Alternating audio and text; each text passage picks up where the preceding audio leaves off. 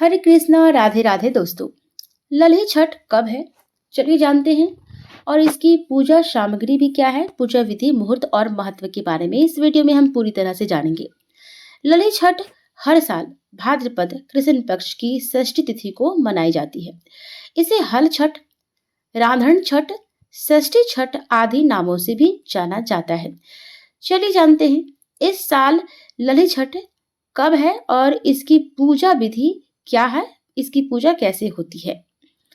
लली छठ यानी हल छठ का पर्व श्री कृष्ण जन्माष्टमी से 2 दिन पहले मनाते हैं। इस दिन महिलाएं अपनी संतान की लंबी उम्र, सुखी जीवन के लिए व्रत रखती हैं। ज्यादातर इस व्रत को पुत्रवती स्त्रियां ही रखती हैं। सनातन धर्म में इस व्रत की बड़ी महिमा बताई जाती है। इतना ही नहीं, इस व्रत को करने से धन और ऐश्वर्य की भी प्राप्ति होती है। हर छठ व्रत निराहार रखा जाता है। इसे बलराम छठ भी कहते हैं और इसलिए आज हम आपको बताएंगे कि इसकी पूजा कैसे करते हैं और इसकी शुभ मुहूर्त क्या है।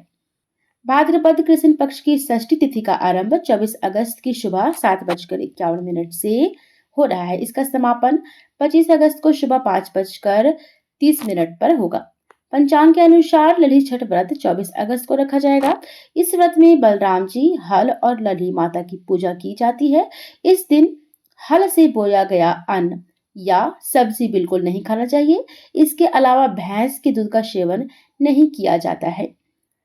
इस पूजा में जो सामग्री लगती है वह है भैंस का दूध, घी, दही और गोबर, महुए का फल, फूल और पत्ते, ज्वार की धानी, एप्पल, मिट्टी के छोटे कुल्हड़, लाल चंदन, मिट्टी का दीपक, 7 प्रकार के अनाज लगते हैं, धान का लाजा, हल्दी, नया वस्त्र, जनेऊ और कुश।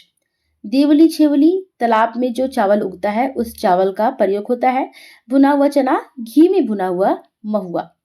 दोस्तों, लली छठ के दिन सुबह जल्दी उठकर महुए की दातुन से दांत साफ करना है और इसके बाद स्नान से निवृत्त होकर व्रत का संकल्प लेना है। इस दिन भैंस के गोबर से घर की दीवार पर छठ माता का चित्र बनाना चाहिए। इसके साथ ही हल, सप्तऋषि, पशु और किसान का भी चित्र जरूर बनाना चाहिए। इसके बाद घर में तैयार की गई ऐपन से सभी की विधि विधान से पूजा करनी चाहिए। इसके बाद एक साफ चौकी पर कपड़ा बिछाकर उस पर एक कलश रखते हैं। फिर भगवान गणेश और माता पार्वती की मूर्ति चौकी पर स्थापित करते हैं और फिर उनकी विधि विधान से पूजा करते हैं। फिर मिट्टी के कुल्हड़ में ज्वार की धानी और महुआ भरा जाता है। फिर एक मटकी में देवली छिवली रखी जाती है। इसके बाद हल छठ माता की पूजा होती है। फिर कुल्हड़ और मटकी की पूजा की जाती है। इसके बाद 7 तरह के अनाज भगवान को अर्पित किए जाते हैं। इसके बाद भुने हुए चने चढ़ाए जाते हैं। साथ ही आभूषण और हल्दी से रंगा हुआ वस्त्र भी भगवान को चढ़ाया जाता है। इसके बाद भैंस के दूध से बने मक्खन से हवन पूजन किया जाता है। अंत में हर छठ की कथा पढ़ी जाती है और फिर छठ माता की आरती की जाती है। इसके बाद व्रती महिलाएं पूजा स्थान पर ही बैठकर महुए के पत्ते पर महुए का फल और भैंस के दूध से निर्मित दही खाती हैं।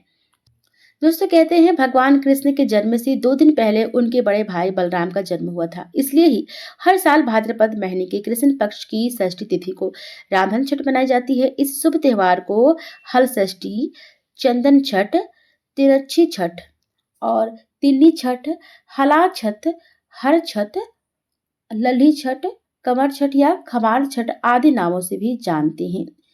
तो दोस्तों, ये जानकारी आपको कैसे लगी? दोस्तों, वीडियो पसंद आने पर लाइक कीजिए। हमारे चैनल से जुड़े रहने के लिए चैनल को जरूर सब्सक्राइब कीजिए। धन्यवाद।